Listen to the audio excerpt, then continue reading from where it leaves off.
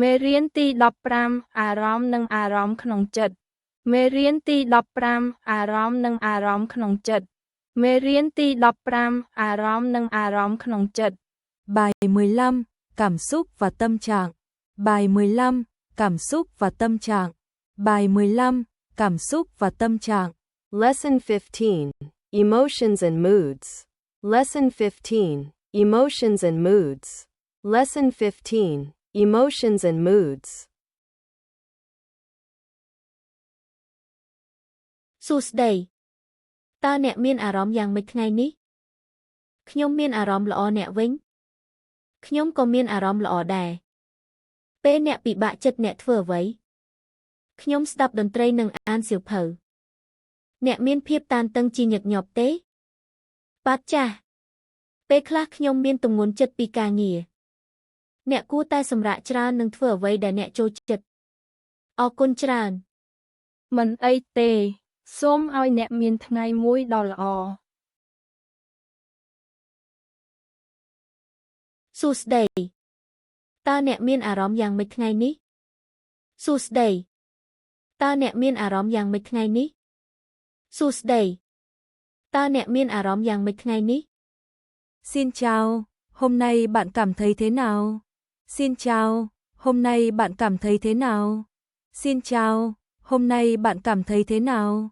Hello, how do you feel today? Hello, how do you feel today? Hello, how do you feel today?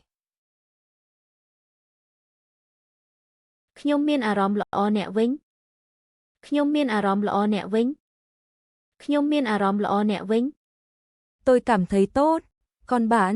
Tôi cảm thấy tốt, còn bạn? Tôi cảm thấy tốt, còn bạn? I feel good, and you? I feel good, and you? I feel good, and you?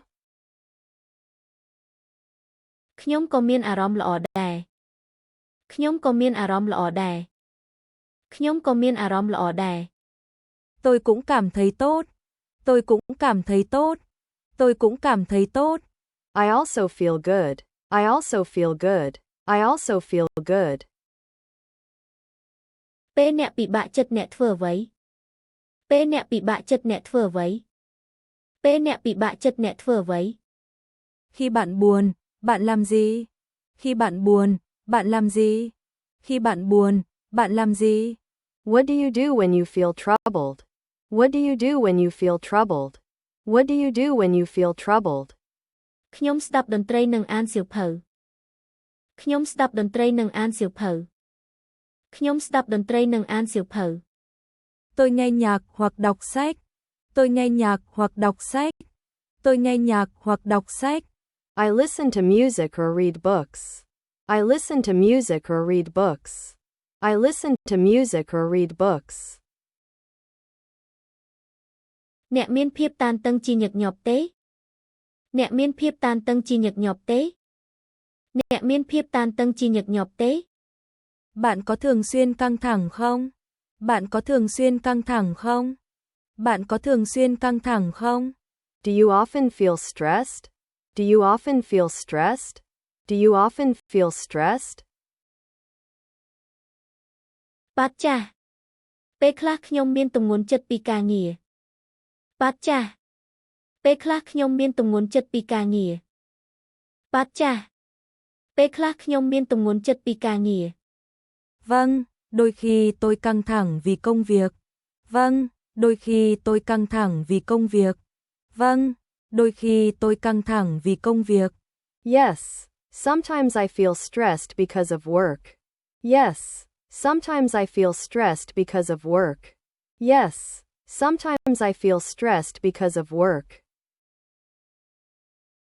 អ្នកគួរតែសម្រាកច្រើននិងធ្វើអ្វីដែលអ្នកចូលចិត្តអ្នកគួរតែសម្រាកច្រើននិងធ្វើអ្វីដែលអ្នកចូលចិត្តអ្នកគួរតែសម្រាកច្រើននិងធ្វើអ្វីដែលអ្នកចូលចិត្ត Bạn nên nghỉ ngơi nhiều và làm những gì bạn thích.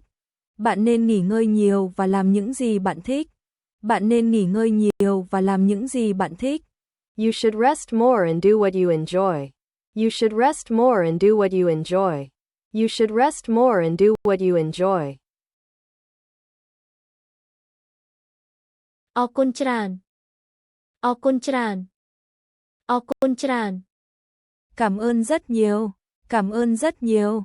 Cảm ơn rất nhiều. Thank you very much. Thank you very much. Thank you very much.